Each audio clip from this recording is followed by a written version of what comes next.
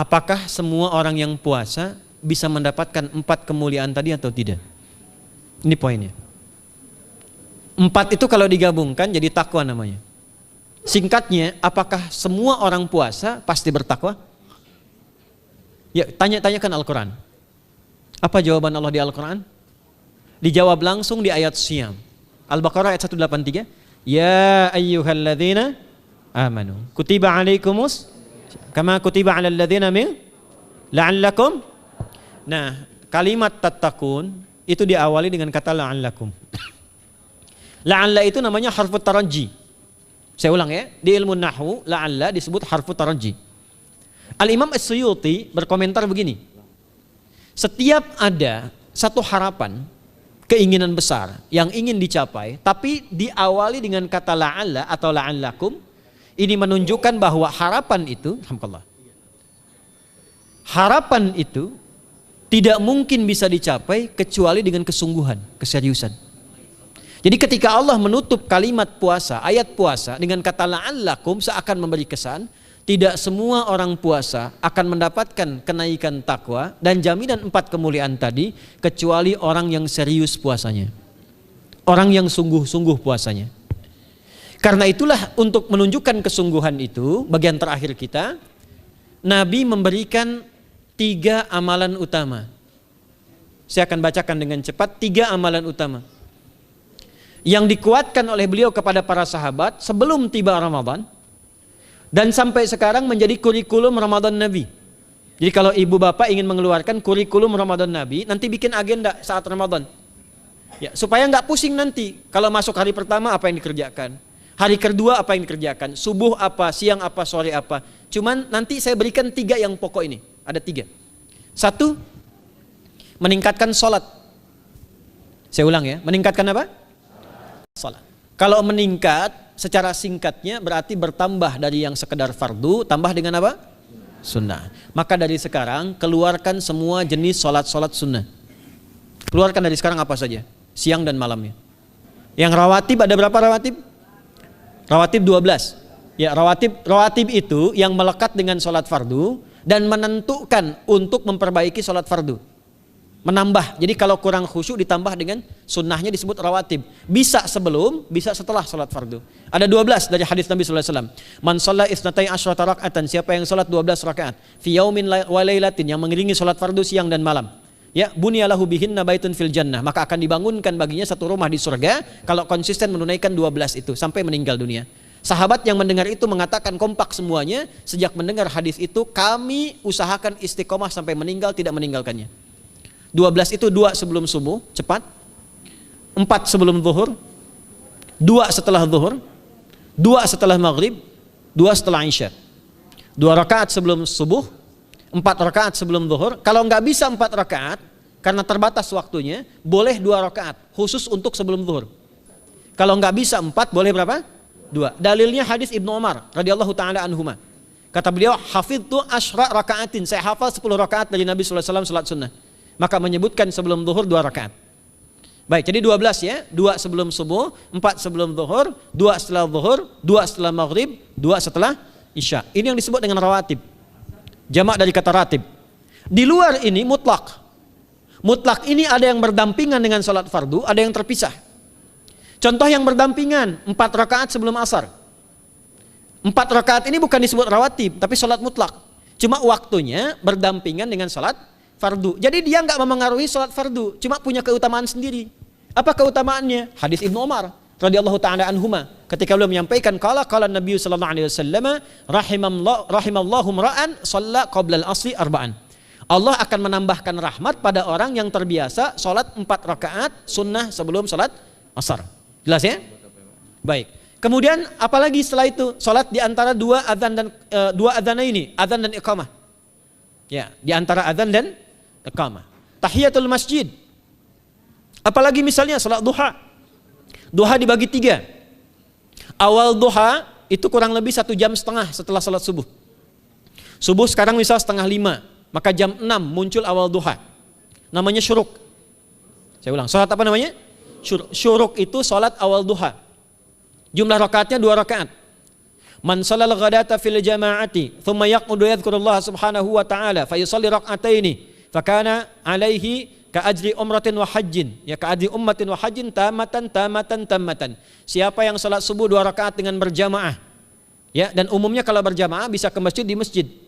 Kalau tak mampu ke masjid, tunaikan di rumahnya. Setelah itu tidak beranjak dulu, dia duduk untuk berzikir kepada Allah. Zikir itu bisa baca Quran. Quran surah 15 ayat 9 itu Quran disebut dengan zikir. Quran surah 54 ayat 17, 22, 32, 40 itu Quran disebut dengan zikir. Bisa baca Quran, bisa berdoa. Doa disebut dengan zikir. Quran surah ke-7 ayat 205. Ya. Bisa dengan apa lagi? Bertafakur, ya, mengaji, ta'lim, itu disebut dengan zikir. Ali Imran ayat 190 191. Alladzina yadhkuruna Allaha qiyaman wa qu'udan wa 'ala junubihim wa yatafakkaruna fi khalqis samawati wal ard, ya, disebut dengan zikir. Bisa bertasbih. Zikir pagi petang, kalimat-kalimat thayyibah, ada itu di Quran surah ke-4 ayat 103. Jadi habis salat subuh zikir dulu. Doa dulu, zikir dulu, belajar dulu, tafsir dulu. Setelah itu muncul syuruk. Perjalanannya disebut isyraq, melewati masyrik, 1 tombak bayangan, dia salat 2 rakaat, itu pahala salatnya senilai haji dan umrah. Sempurna. Bukan sudah haji, bukan. Mau kemana? Ibu mau haji dulu? Tidak. Ya, hajinya nanti bulan Dzulhijjah. Tapi senilai haji dan umrah itu 2 rakaat. Awal duha disebut apa? Syuruk. Pertengahan duha sekitar jam 9 jam 10. Jumlahnya 2 sampai 4 rakaat. Ya, 2 sampai 4 rakaat. Apa fungsinya? 1, mengganti seluruh zikir yang ada dalam tubuh kita. Mata berzikir, telinga berzikir, lisan berzikir, bisa diganti dengan 2 rakaat duha. Itu waktunya pertengahan duha. Kurang lebih dari jam 8, 9, 10 lah, kurang lebih 3 jam itu, ya. Yang kedua, bisa menghambat atau menghentikan, menahan satu musibah umum. Misal ada kebanjiran nih atau macet nih. Orang-orang kena macet. Bapak yang biasa sholat duha pertengahan itu tiba-tiba ditolong oleh Allah, dibebaskan. Tiba-tiba ada orang datang, Pak lewat sini di sana macet. Atau dibimbing ada kontraflow. Itu manfaatnya duha tuh. Yang pertengahan. Yang terakhir adalah akhir duha. Sekitar jam 10 sampai jam 11 menjelang ke zuhur. Ya, akhir duha itu jumlahnya dari 2 bisa 4 sampai 8 rakaat. Di antara manfaatnya bisa mempermudah datangnya rizki dengan izin Allah Subhanahu wa taala ketika ikhtiar. Itu duha. Nanti ke malamnya silahkan tahajud, tingkatkan tarawihnya sampai ditutup dengan witir. Itu salat. 2 yang terakhir saya cepat, 2 yang terakhir adalah banyak berinteraksi dengan Al-Qur'an. Ada 3 caranya. 1, banyak membaca. Itu namanya qiraah. Silahkan Bapak Ibu siapkan dari sekarang, targetnya khatam misalnya 1 kali berapa juz? 30 juz. Kalau mau gampang bagi 30, berarti 1 hari berapa? 1 juz. Paling gampang lagi, supaya nggak capek ngajinya, supaya nggak capek, bagi 1 juz 5 waktu sholat. Contoh, juz pertama itu Al-Baqarah plus Al-Fatihah. Al-Fatihah saya nggak hitung lah karena sudah hafal ya. Al-Baqarah itu 141 ayat, juz pertama. Bagi 5, 28. Jadi setiap ketemu waktu sholat, bagi 2 lagi, 28 bagi 2 berapa? 14. Sebelum sholat baca 14 ayat, setelah sholat baca 14 ayat. Itu 14 ayat tuh paling-paling gak nyampe 5 menit Bu Pak. Kalau investasi 10 menit setiap waktu sholat, bagi 2 kita baca 14 ayat, itu insya Allah selesai Ramadan khatam Quran. Itu udah rumus. Ya, tidak cukup dengan amin, siapkan dari sekarang. Siapkan. Ya. Kemudian mengkaji, kajian, tilawah. Itu tilawah tuh di hadis Muslim pahalanya banyak. Ya, majtama'a qaumun fi baitin min buyutillahi. Ya, kita ngajinya Quran hadis ya, biar ya, lebih kuat dalilnya. Majtama'a qaumun fi baitin min buyutillahi yatluna kitaballahi wa yatadarasuna fima bainahum. Ya, siapa yang bisa tilawah Quran, ngaji, tafsir, keluarkan misalnya untuk Ramadan 10 hari saya pengen tahu Al-Fatihah. Itu ketika dilakukan punya 4 keutamaan. 1, ghasyiyatuhum rahmah. Selama ngaji rahmat Allah dibentangkan. Kalau pengen doa cepat dikabulkan, kalau istighfar diampuni. Yang kedua, awas, ini nazalat alaihimus sakinah, diberikan ketenangan dalam jiwa. Bapak Ibu pengen di rumah tangga nyari sakinah, isi dengan Quran di rumah. Amalan terakhir infak. Ya, hadisnya dari Ibnu Abbas, an Ibnu Abbas radhiyallahu taala anhuma, qala, ya, beliau mengatakan kana Nabi sallallahu alaihi wasallam ajwadan nas wa ajwadu ma yakunu fi Ramadan. Adalah Nabi sallallahu alaihi wasallam itu orang yang sangat luar biasa dermawan dan lembut. Dan bertambah dermawan lagi ketika tiba Ramadan. Apa yang dilakukan Nabi? Mensupport sahabat, siapapun yang punya anggaran untuk infak, disiapkan sebelum Ramadan. Jangan berpikir banyak Bu. Yang penting ada anggaran, 30.000 nggak ada masalah. Setiap hari 1.000, tidak harus uang, makanan. Pernah dengar hadis ini nggak? Siapa yang memfasilitasi bukaan orang puasa walaupun dengan sebiji kurma dan sehirup air, maka dia mendapatkan pahala seperti orang puasa itu tanpa dikurangi sedikit pun. Ada? Hadisnya sahih di At-Tirmidzi. Tapi bukan berarti nyari kurma ke Tanah Abang setiap hari satu. Terus minumnya satu sedotan aja ganti-ganti. Ya, maksudnya apa? Yang paling minimal kita bisa keluarkan. Itu pahalanya 700 kali lipat dikali 10. Paling standar. 700 kali itu standar biasa di hari ini. Dalilnya Al-Baqarah ayat 261 yang dibacakan Adinda tadi kita itu. Ramadan kali 10 lagi. Maka dari itu disiapkan dari sekarang untuk infak. Kalau kami di desa itu, ibu saya selalu kalau Ramadan itu RT-nya setiap rumah. Ini untuk bukaan hari ini rumah A, rumah B, rumah C.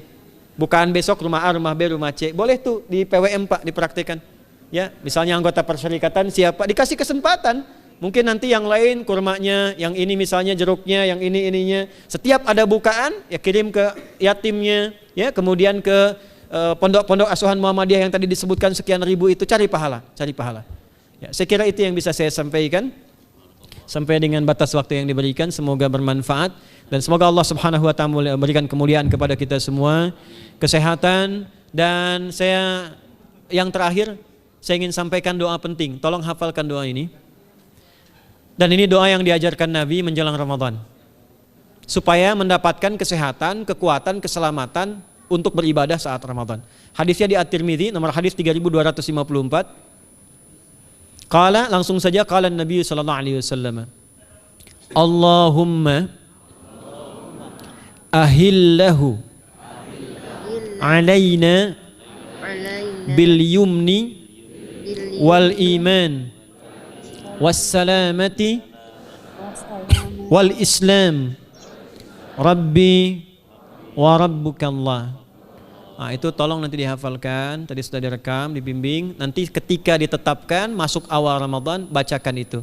Ya Allah, anugerahkan awal Ramadan kepada kami dengan ketenangan, kedamaian, kekuatan iman, keselamatan, sehat, nggak sakit sampai selesai puasanya, diberikan kekuatan untuk ibadah dalam keislaman dan diikhlaskan hanya karena Allah Subhanahu wa taala. Subhanakallahumma wa bihamdika nasyhadu an la ilaha illa anta nastaghfiruka wa natubu ilaik wa akhiru da'wana anil hamdulillahi rabbil alamin wal 'afu minkum fastabiqul khairat. Assalamualaikum warahmatullahi wabarakatuh.